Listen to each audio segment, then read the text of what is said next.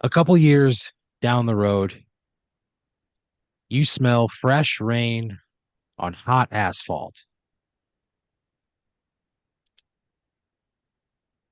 Kind of You stand outside at the very opening stanza of a summer storm. You can smell that rain on the air. And again, that rain on pavement, like distinct smell, and you fucking love it. I was about to say I love that. It's so great. Yeah. It sort of splatter coats the sidewalk, one big fat drop at a time. Yeah. It's a slow looming rain. At the rate it's going, it's going to take several minutes for there to be an even coat on all throughout the parking lot of the Applebee's you're standing in front of. The bees. You're standing in front of the Applebee's. You're on the sidewalk with a virgin rainfall just beginning. And you look in through the window and you see that there's like six, seven guys kind of in their 30s, 40s, just sitting around a table, laughing, having a great time.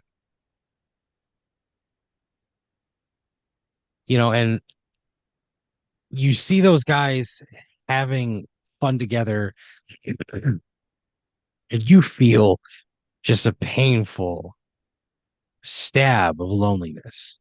You know, Oh, jeez. you sort of like yearn for like easier days that ended under the soft glow of the interior lighting of a fast casual restaurant. You think back to those nights, like those nights before engagements, careers, Hmm. relationship, wives, kids, commitments, Wow.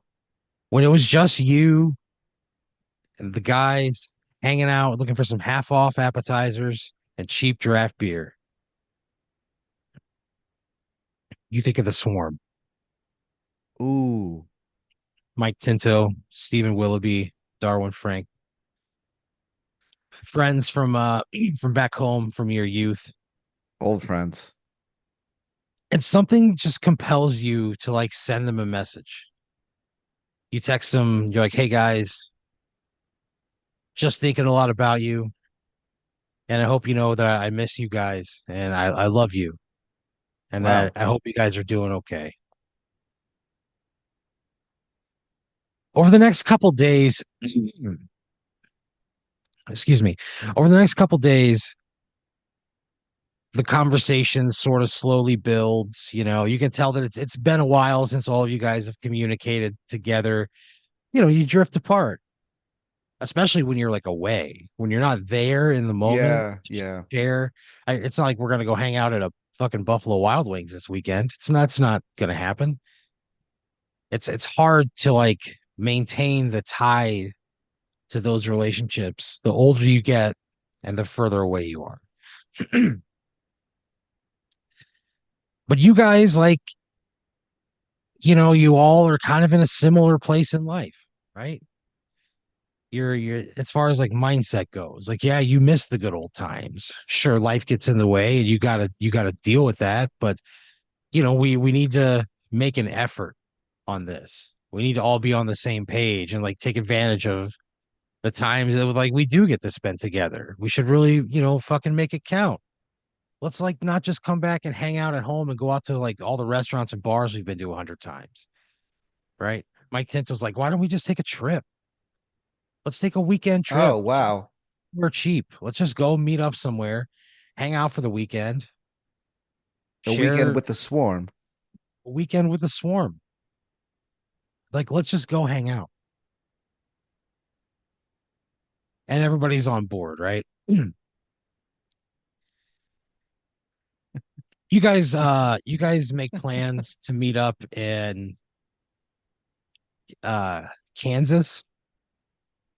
Really?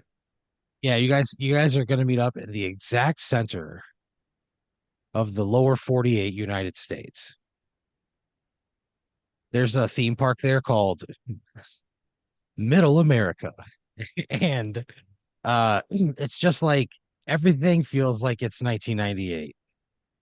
And it's like as expensive as 1998. Even like in Oh, the town itself.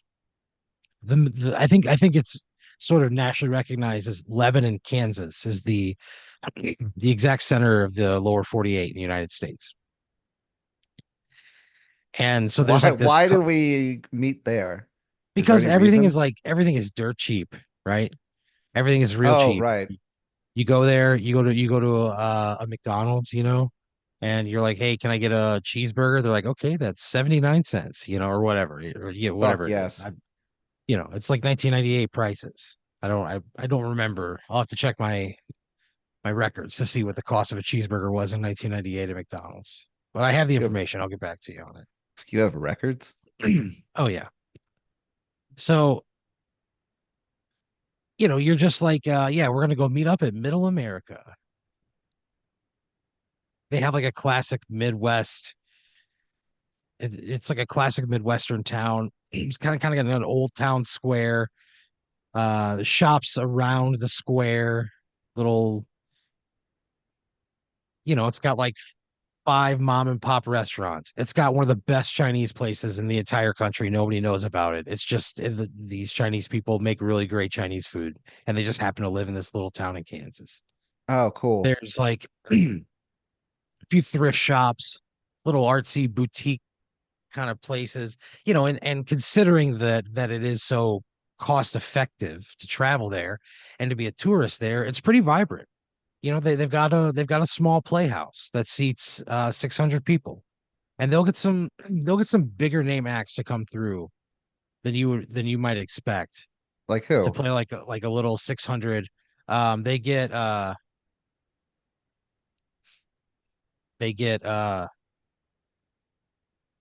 it's like a touring company that it's like Beatle. It's a guy who does like the Beatles, but it's all like holograms, you know. Oh man. It's called Not the Real Beatles, and he like tours nationwide. He has made like a very good show out of it, you know. He's got a Really? whole thing. Yeah, yeah. Okay. So you that, Eddie Murphy does it. Uh, Hold on. you know, Eddie Murphy has returned to stand-up comedy. that's where it happens, because of like the reputation. It's a really vibrant place, and he knows they've got money to spend because everything there's so cheap, right? And he does it at a 600 seater.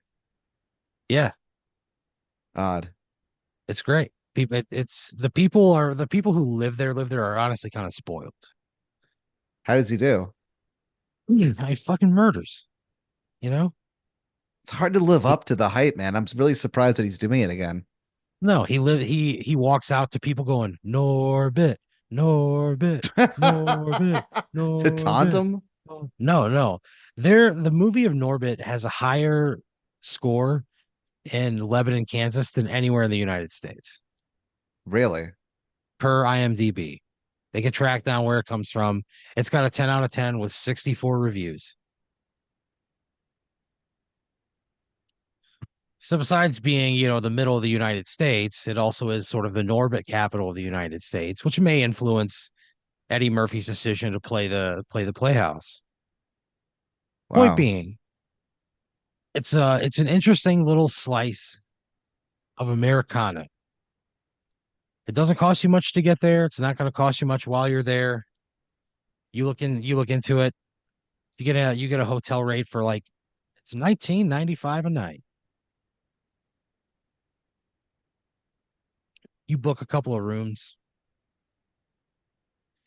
You you tell the guys, you're like, "Hey, I got us a room, or I got us rooms." You send a list of like things to do, what's happening, what's in town while you're Uh do there. do they have like Wi-Fi and like Apple Pay and stuff, or is it Oh just yeah, yeah, yeah. Yeah. okay, Yeah. modern It's a it's a technology in it's a modern otherwise? 1998. Yeah. Wait, what do you mean? It's just like it's like 1998 The people there, they like dress a little old fashioned. You know, the everything costs the same. You know, looks like it's like 1998, but it has all the modern creature comforts of today.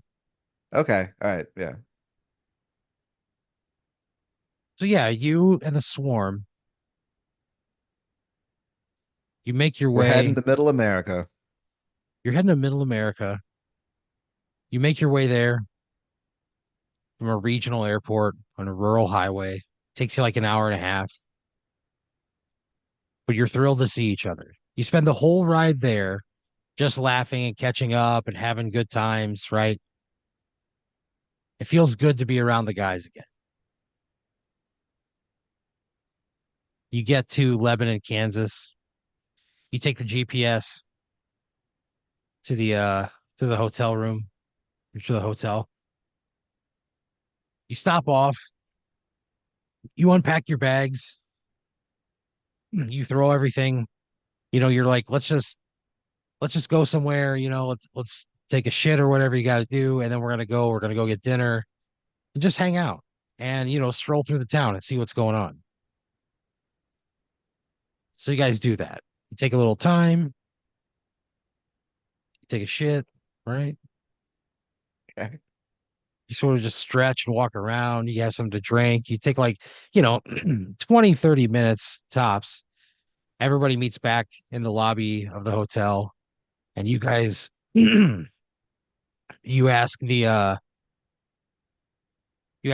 guy at the front desk of the hotel. You're like, hey, what's like a good spot?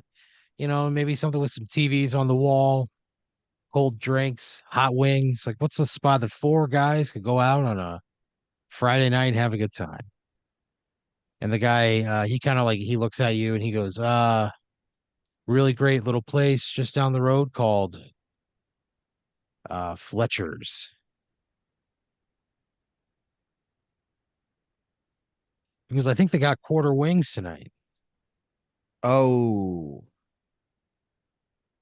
Your eyes light up, and he looks at you and he goes, I thought I took you for a wingman.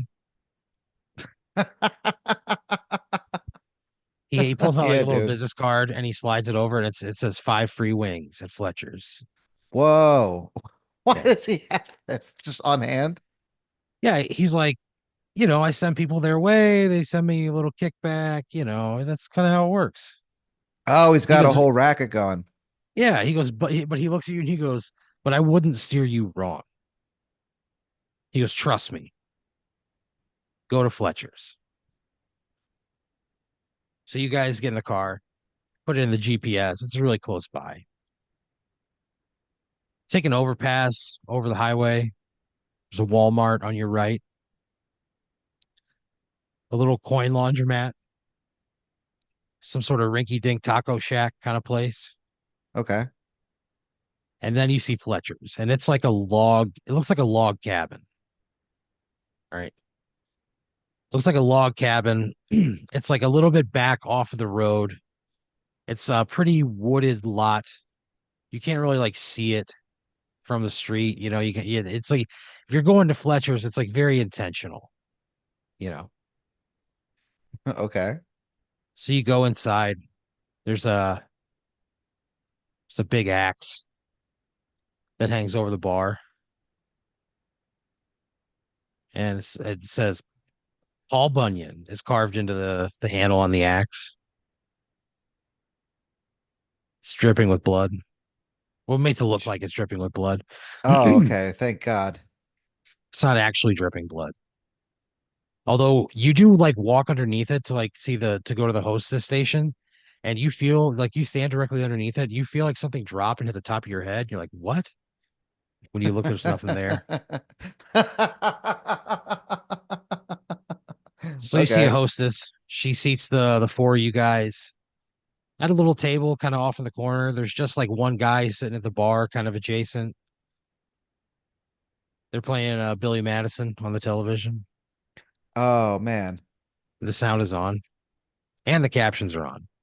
The sound's on for Billy Madison. Yeah, yeah. That's so strange. So you and your friends are just kind of like, I haven't seen this movie in so long, and it's the part where Yeah. the clock clown. He's like, "Hey, kids, it's me." Oh Remember, yeah. And they beat he gets the a shit out of him. hemorrhage, and he's like, blood comes running out of his Yeah, mouth. blood comes out of his mouth. Yeah. Yeah, uh, it's like that. It's like that part, you know. So you guys are laughing at it. The guy at the bar is kind of like laughing at it too. He's munching on a. He's got a basket of fried green beans. And he kind of like turns over his shoulder to you guys. He goes, I haven't seen this movie in 25 years. What's a what's a green bean in his mouth? He goes, that sure is funny though. Yeah, You, yes, it is. yeah. Fried green beans. What a Yeah, it's waste. just an appetizer, you know. So he's munching on these fried green beans. Your waiter comes over and he's like, hey guys, thanks for coming to Fletcher's. My name is uh my name is Tom. I'll be your server today. And you're like, I want you're like, what are the best wings? And the guy at the counter, he goes, Buffalo's good, barbecue's better. Anybody who tells you different hasn't been here enough. Whoa. The waiter kind of like looks at you and he goes, an order of barbecue? Let's do both You go, great. You with blue kind of cheese, like look at please, the and guy. ranch, I guess. He's got his back to you, just eating his fucking green beans, watching Billy Madison. Everybody orders their food. You get two baskets of wings, buffalo, and a barbecue. The buffalo is that brilliant, almost blinding orange. You know that you could feel the vinegar coming off. It hits you right in the fucking nose. And if you weren't awake before, you sure as fucking shit are now.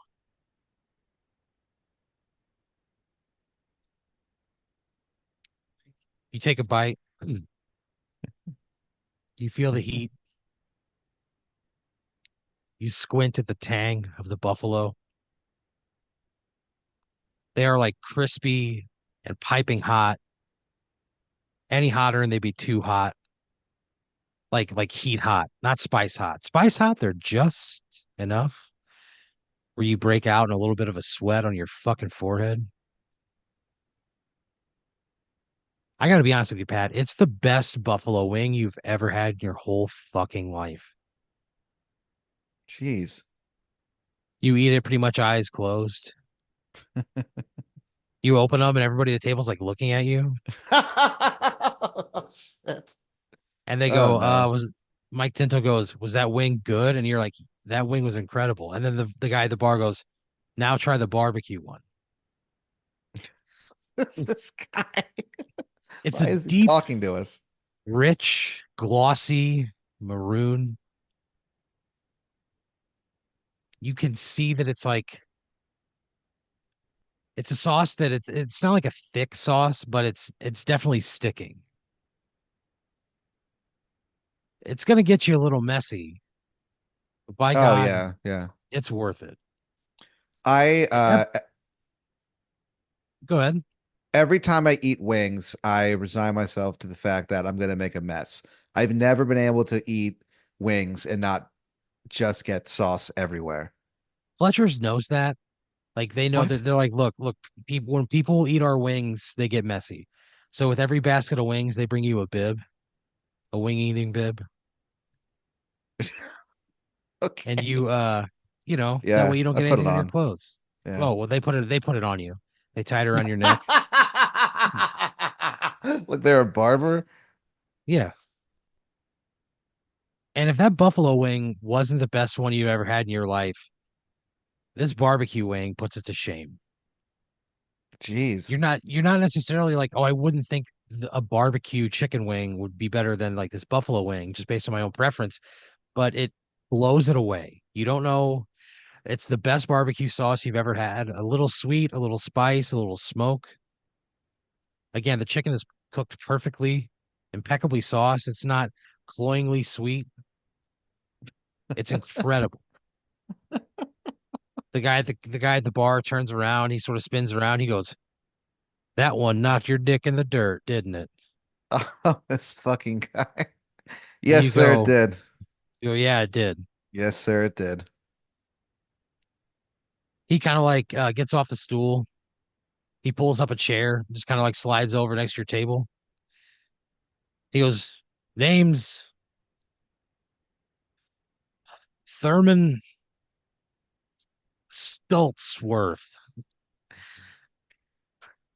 He What's up, extends a Herman? hand.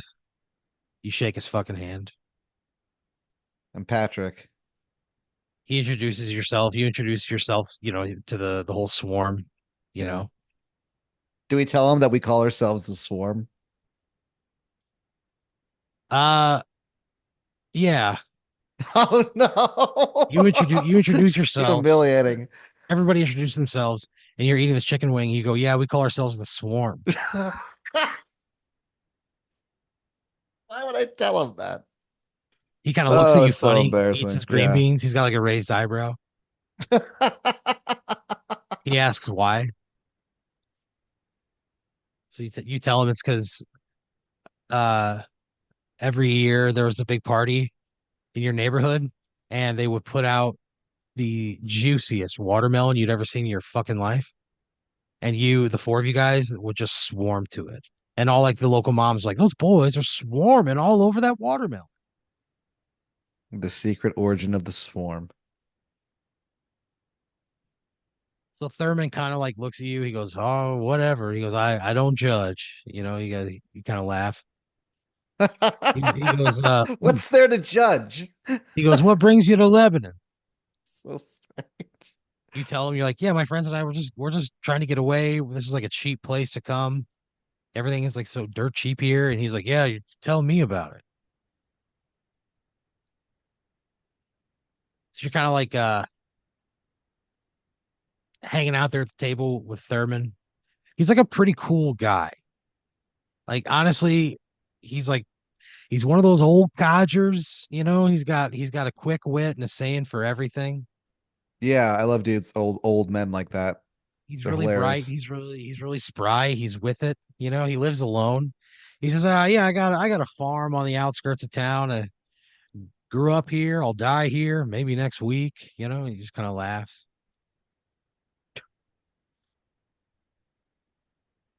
He's like, "Yeah," he goes, it honestly has been a really great place to live. I couldn't imagine being anywhere else." And you're kind of like, "Hey, we're here for a couple of days." He's like, is there a place we can like buy some weed? Do you know? This Yeah. guy's like, he goes, "Buy it." He goes, "What do you think I grow?" Oh, this guy rules. He goes, "How long?" Thurman. He goes, "How long are you guys in town?" You tell him like a couple of days. He goes, "What are you doing after this?" And you're like, "Nothing. We have a rental car, and we're gonna go hang out later. We're gonna go walk around the park. We're gonna, hopefully like get high and go walk around." He goes, Sure. he goes, he's come back to my place with me, and I'll show you what I got. So you guys, you finish your meal. Thurman picks up the tab, right? What? As your waiter's walking over, Thurman kind of waves him off. He goes, "I got it. I got it. Put it on mine." Oh, you can't. That's what?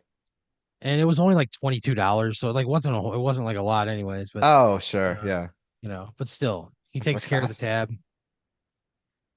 You guys, you walk out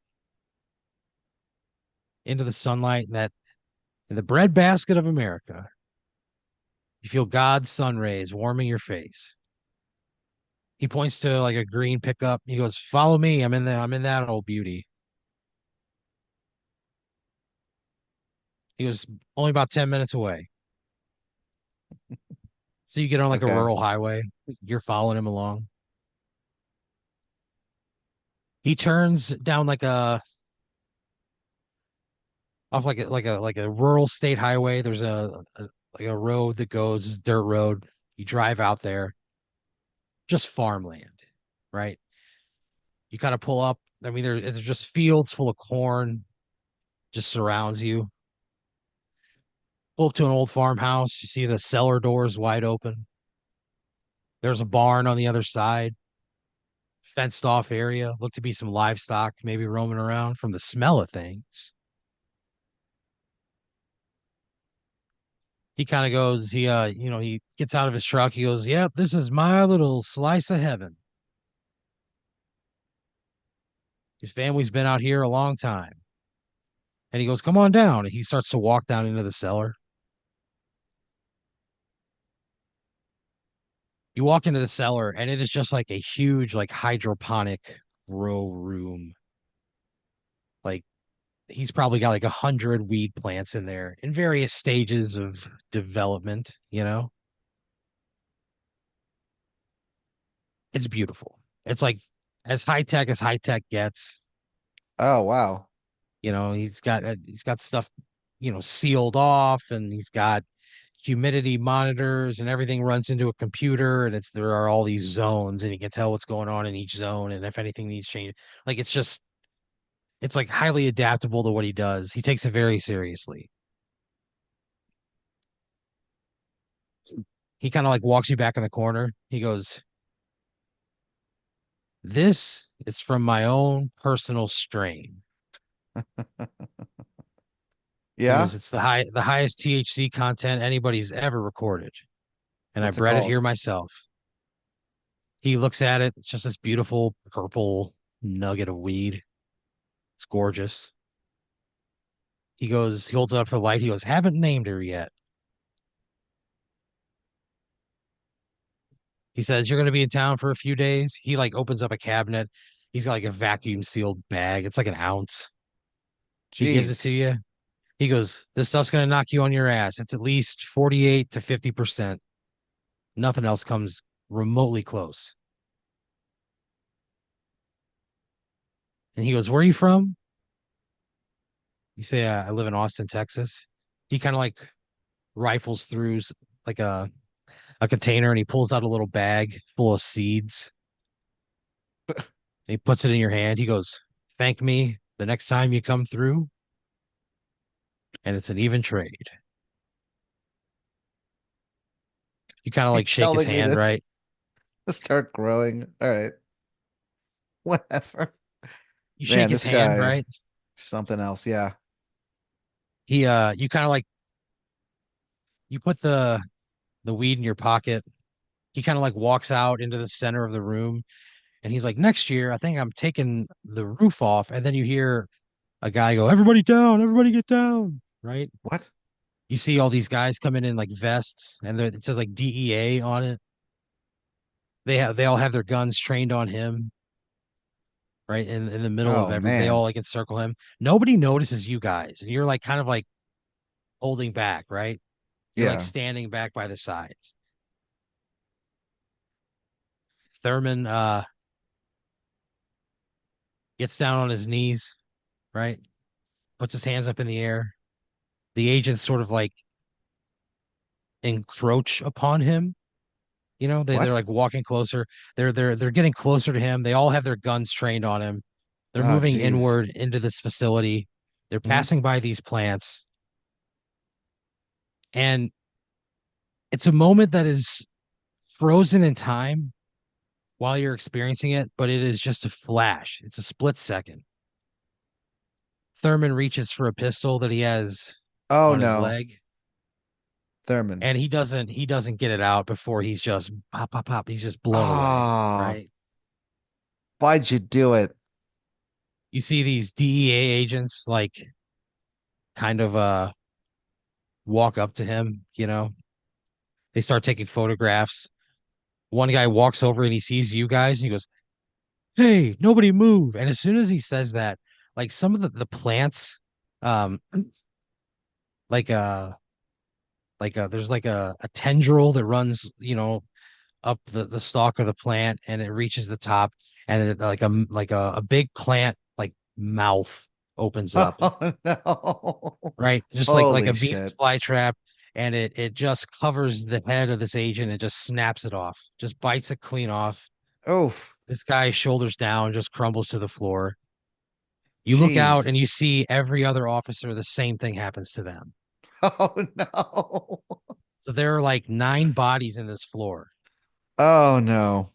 And you're like, we have to get the fuck out of here right now. Right now. You guys get in the Kia rental car and you speed away. You don't say anything, right? You're just like not, you're just soaking it in. Finally, Stephen Willoughby, he goes, I've never seen a dead body before. And he's like, you could smell the blood. Yeah. You guys just kind of sit there processing the feelings in your own way. You spend the next like, you know, 24 hours in Lebanon, Kansas, in middle America. There's not a lot of conversation, and it definitely like casts a pall over the rest of your trip. You go into Yeah. Fletcher's the next day for wings again. Because what else are you gonna do? You know, you don't want to talk to anybody else. You just want to go to a place that you know. So we just were You able go in to there. just kind of leave with no. Yeah. There were no Okay. survivors at the scene. Jeez. So you're you're the waiter comes over and he goes, "Hey, have you seen Thurman? He's in here every day." He goes, "You guys hit it. It seemed like you hit it off, and he hasn't come in today. Did you guys see him?" I would say, look, man, there was an incident. I would tell him. I think I would be so freaked out. I would just confess. He's There's like, so there's a bunch of "Thurman?" dead. Yeah, there's a bunch of dead DEA agents in his fucking lab or whatever. The guy, the server, he turns like ghost white. He's like, "Thurman," and he just leaves. Right? He just runs out of there. You guys eat your food in mostly silence. You wind up departing, everybody takes their trips back home. Do you plant the seeds? Yeah. There's like 6 seeds in there. You plant them in this like you got a couple of pots. You leave them by the open window. You do all the things that the internet tells you to do when you're starting to like grow these things. Mhm. And then you'll kind of like once it gets a little bit more unmanageable is when you have to do, some more research and figure out how you want to grow them. And it takes you like 2 months, right? You're growing these things. The plants get bigger and bigger and bigger. Eventually they all get their own pot. You've got a window in your room where they're just like sitting there. You keep them at a good temperature. You have different light sources that you put on them depending upon the time of day and where the sunshine is coming from. Oh, wow. I'm into this. You're very into this. It is like the first day of fall. The first What? the first crisp morning air. The one where you go outside a t-shirt, you go, I think I'm gonna grab a jacket.